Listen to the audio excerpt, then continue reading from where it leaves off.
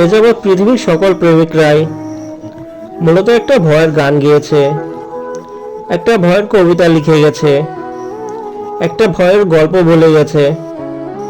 একটা ভয়, সে ভয়টা হারানোর ভয়।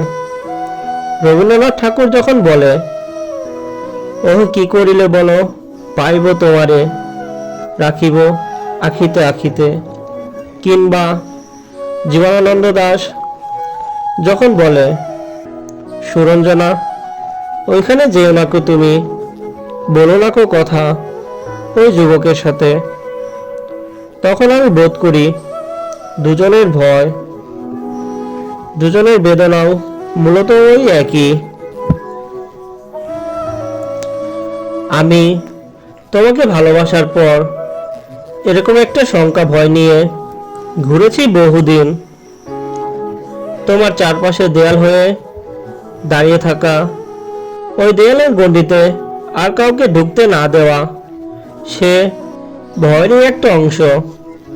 অথচ তুমি ভাবো, ও তোমার স্বাধীনতা হস্তক্ষেপ করে।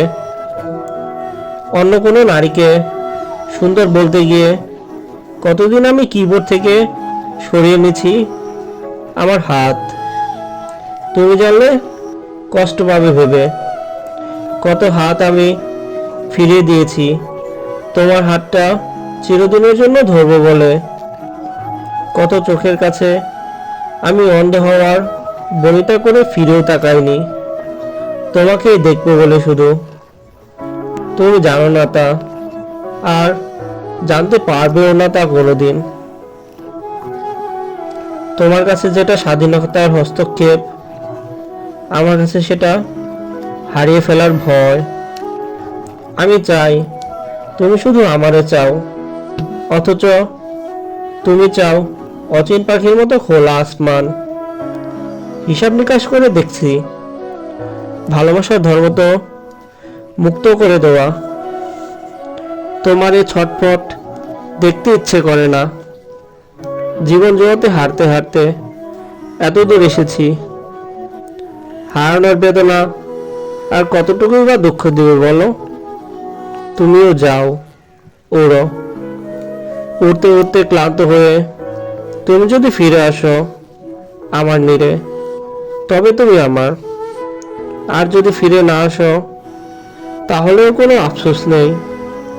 কারণ মানুষ তার জন্যই আফসোস করে যাকে একান্ত নিজের বলে দাবি করা যায়, যাকে পাই হৃদয়ের খুব কাছে। যে পাখি আকাশ পেয়ে নীলকে ভুলে যায়, সে পাখির জন্য আমি আফসোস করব কেন?